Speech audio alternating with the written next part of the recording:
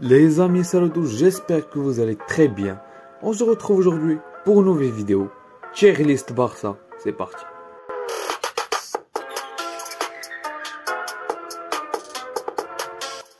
Donc les gars, je vous explique un petit peu le but de la vidéo. Donc vous voyez à l'écran la tier list. Tout en haut, il y a les joueurs qui ont été top durant cette mi-saison. Juste en dessous, il y a le bon, mais bon avec un point d'exclamation. On peut dire très bon pour certains joueurs. Et il y a aussi, juste en dessous, neutre. Donc un joueur qui a été neutre ou un joueur qui n'a pas eu assez de temps de jeu. Décevant, du coup le joueur a été décevant durant cette mi-saison. Flop dehors. Flop dehors les gars, c'est la dernière case. Vous avez compris. Ça a été un flop et il doit dégager. Même si c'est pas nous qui décidons. Mais voilà, vous avez compris le truc. Allez les gars, on commence. On commence avec le premier joueur, Gavi. Gavi, cette mi-saison, je pense qu'on est tous d'accord pour dire qu'il a été top. En début de saison, il y avait beaucoup de gens sur Twitter et tout. D'ailleurs, vous avez mon Twitter juste en description. Vous pouvez aller me rejoindre. On parle là-bas, il y a des spaces et tout. Bref, je disais que Gavi était vraiment beaucoup décrié au début de saison. Jusqu'à ce que, le temps lui a donné raison, quoi. Donc Gavi, je pense qu'on est tous d'accord pour dire qu'il a été top. Et surtout, là, il est en train d'apprendre un nouveau rôle. Milieu intérieur gauche. Sur la compo, il est ailier gauche. Donc, Gavi, très bon. En plus, les gars, je voulais souligner un truc. Gavi, au niveau du pressing et au niveau des appels, c'est ce qu'il y a de mieux au monde, quoi. On enchaîne, les gars, avec le deuxième, Jordi Alba. Je pense qu'il a été bon durant cette mi-saison. Ouais, il a été bon. Il n'est pas titulaire indiscutable. Il démarre certains matchs. D'autres, il remplace Balde. Jordi Alba. Et en plus, quand il rentre, il est bon. Et il est souvent décisif ces derniers temps. Donc, Alba, je pense que vous allez être d'accord avec moi. D'ailleurs, si vous n'êtes pas d'accord avec moi, dites-le moi en commentaire. On discutera avec plaisir. Et on enchaîne avec Alejandro Balde. Voilà, top. On va pas trop parler, on va pas trop s'attarder sur ça. Alejandro Balde qui est devenu titulaire. D'ailleurs, j'ai fait une vidéo sur lui. Je vous la laisse en premier commentaire et en description. C'est une vidéo où je vous ai retracé la vie d'Alejandro Balde.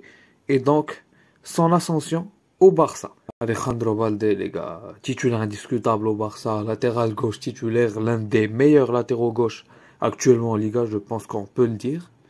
Donc voilà. Ansu Fati. Aïe, Ansu Fati. Les gars, c'est vraiment dommage de dire ça. Je trouve ça vraiment triste, mais on pourrait même le mettre ici. Mais bon, puisque c'est Ansu Fati et puisqu'il nous a montré son talent avant ses blessures et tout, je pense qu'on ne doit pas le vendre. Au pire des cas, s'il veut être prêté, pourquoi pas pour qu'il reprenne confiance. Mais c'est vraiment compliqué pour lui et Ferran Torres. Je sais pas comment ils sont tombés aussi bas. Mais voilà, Ansu Fati, je pense que vous allez être d'accord avec moi. Même certains vont le mettre peut-être dans la dernière case flop. Mais voilà, donc je le mets en décevant. Marc-André Ter Stegen. Hop là. Le mur de Berlin. Je pense que vous allez être d'accord. Même s'il a encaissé dans la Ligue des Champions et tout, les gars. N'oubliez pas que la défense titulaire, la défense de fer, Araujo, Koundé, Christensen et Balde à gauche n'ont pas été là. Donc on va lui donner une autre chance pour l'Europa League et contre Manchester United. Le match vient très vite. C'est dans même pas 2 semaines. Et là on verra le vrai Ter Stegen. Même s'il n'y a pas Busquets, il n'y aura pas Busquets pour le match aller, il n'y aura pas Ousmane Dembélé, mais au moins la défense sera là. Ronald Araujo, c'est une paire de cette défense de fer, donc il va être là. Et en plus, il progresse de fou dans sa qualité de passe et sa qualité de relance.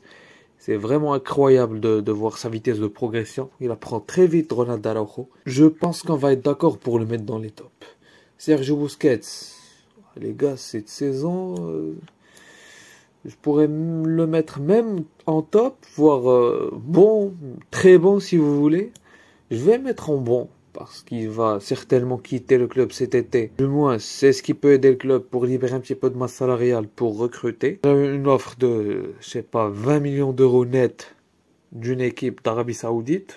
Bref, les gars, on s'égare du sujet. On revient à Sergio Busquets. Je pense qu'il a été bon, les gars. Même s'il nous a coûté quelques buts en Ligue des Champions. Il a fait quelques petites fautes, c'est vrai. Mais là, on voit clairement qu'il renaît avec le milieu à 4. Mais lui aussi, j'ai un petit bémol, les gars. Il est incroyable actuellement. On peut pas sortir de 11 titulaire. Je suis totalement d'accord avec vous.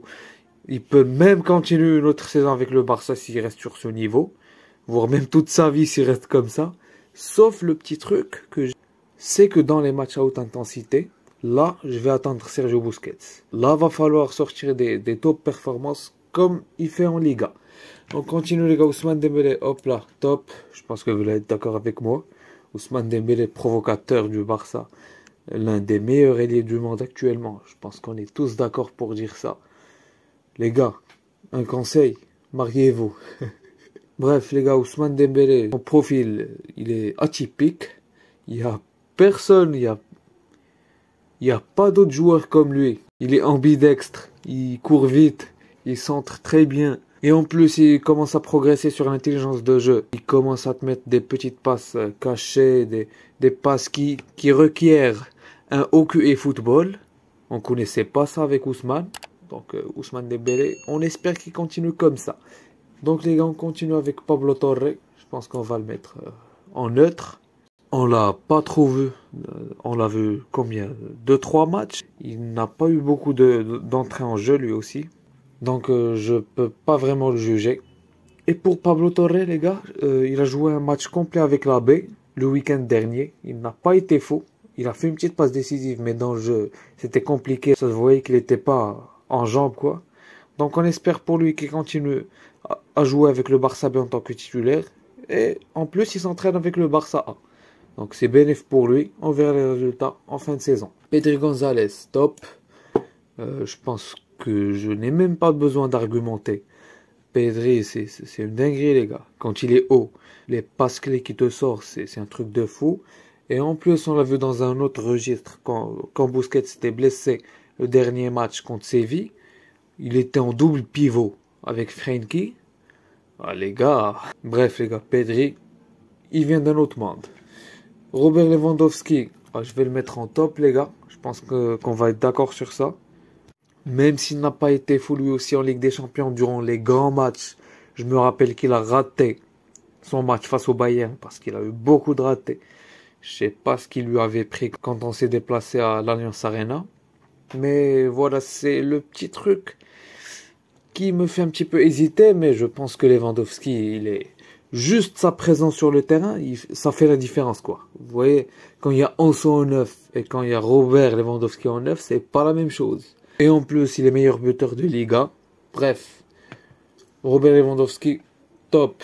Ferran Torres, hop là, décevant, voire même... Non, je vais le mettre en flop, les gars. Ferran Torres, je pense qu'il doit partir. 55 millions d'euros. Il a zéro confiance, lui aussi. Il nous fait des stories à la salle de sport. Il fait de la muscu. Au lieu d'aller courir sur un terrain et apprendre à dribbler, à tirer, il te fait des stories à la salle de muscu. Bref, je comprends pas vraiment Ferran, lui aussi. C'est la même situation que Ansu Fati, sauf que lui nous a coûté 55 millions d'euros. Et Ferran, faudra rembourser au bout d'un moment. Christensen, voilà, pièce maîtresse de la charnière centrale de fer. On a encaissé 7 buts sur je sais pas combien de matchs, sur 20 matchs de Liga. Je sais pas si vous vous rendez compte, les gars, c'est vraiment incroyable. Bref, les gars, je pense que vous avez compris que la défense va être en top. Toute la défense. Marcos Alonso, décevant. Je vais vous dire pourquoi. Parce que j'ai regardé quelques matchs de Chelsea la saison dernière. Il était en piste en gauche. Bref, avec le Barça, il n'est pas en piste en gauche. Mais la différence entre sa saison dernière et celle-ci, elle est vraiment flagrante. En plus, je me rappelle qu'il avait marqué contre le Real Madrid en Ligue des Champions en quart de finale. Alors que là, ce n'est plus que l'ombre de lui-même. En plus, quand il est en défenseur central et quand on est sous pression, c'est pas fou. Bref, vous allez me dire que c'est pas son poste, mais Alonso décevant. Dites-moi ce que vous en pensez, les gars, mais pour moi, je pense, je le mets en décevant. Franck Kessié, je le mets en neutre, mais le truc avec Franck Kessié, les gars, c'est qu'il peut passer ici, voire même ici à la fin de saison. Parce que là, il a l'opportunité de briller, vu que Busquets ne sera pas là et Kessié sera titulaire. Donc il va jouer le match contre Manchester. Et les gars, je vous dis, Si Kessié, Franck Yannick Kessié nous sort une masterclass face à Manchester, je pense que il va directement passer là. Il va prendre en confiance, il va continuer à monter en puissance. Et un Franck Kessié en confiance à son meilleur niveau. Et avec du rythme, c'est très fort. Je vous le dis. Sergi Roberto, je pense qu'il a été neutre lui aussi cette saison. Il a eu quelques minutes sur certains matchs, il a été pas mal. Je me rappelle du match contre l'Inter où il fait la passe à Dembélé, après la passe de Rafinha. Donc Sergi Roberto, il a été neutre cette saison. Dites-moi les gars ce que vous pensez de prolonger Sergi Roberto ou pas. Mais pour moi, sa mi-saison, elle a été neutre. Donc voilà. Frenkie de Jong. Hop là. Top mi-saison de Frenkie. Enfin, on a trouvé son poste. Parce qu'il est en milieu à 2. D'ailleurs, les gars, on joue en 4-2-2-2. On joue pas, il y en a qui disent qu'on joue en 4-3-3. Il y en a qui disent qu'on joue en 4-4-2. En 4-4-2, oui, on est en 4-4-2, mais en phase défensive, il y a tout le monde qui revient. Et il y a Rafinha et Lewandowski qui restent devant, voire même Rafinha qui va un peu à droite. Bref, on est en train de s'égarer du sujet. Tout ça pour dire que Frenkie, enfin, il a trouvé son poste lui-même, il l'a dit. Il est enfin épanoui. Xavi aussi, il l'a dit. Donc, Frenkie de Jong, joueur total. Je pense que vous allez être d'accord avec moi. Rafinha, lui aussi il a été neutre. Pourquoi neutre? Oui, il stat, mais dans le jeu, c'est pas fou. À part le dernier match contre Séville, quand il prenait la profondeur, là on voyait les vraies qualités de Rafinha parce que quand il est en arrêté, il sait pas vraiment dribbler, il tente pas, il fait que des passes en retrait et quand il tente, ça passe pas. Mais quand on l'a lancé en profondeur, Séville est sorti jouer après le premier but. Et il a été lancé en profondeur, là on a vu les vraies qualités de Rafinha. Et j'espère qu'on va continuer à l'exploiter comme ça. Bref, on continue. Jules Koundé, voilà. Il joue même pas à son poste et il nous sort des passes de fou, des passes à la Iniesta. Il est très serein avec le ballon, il nous aide beaucoup sur la sortie de balle. Koundé et Araujo, c'est pas la même chose. Les gars, Araujo en arrière droit, il sort pas aussi bien le ballon que Jules Koundé. Koundé, il peut limite même jouer milieu de terrain. J'abuse peut-être, mais voilà. Koundé, top mi-saison. Eric Garcia. Les gars, il a été décevant cette saison. Je pense pas qu'il va être vendu. Du coup, je le mets pas en dehors. Je le mets en décevant parce que les gars, il n'a pas eu sa chance avec l'équipe d'Espagne. Je sais pas pourquoi. Avec nous, il a perdu sa place de remplaçant. Il y a Marcos Alonso qui rentre en défense devant lui.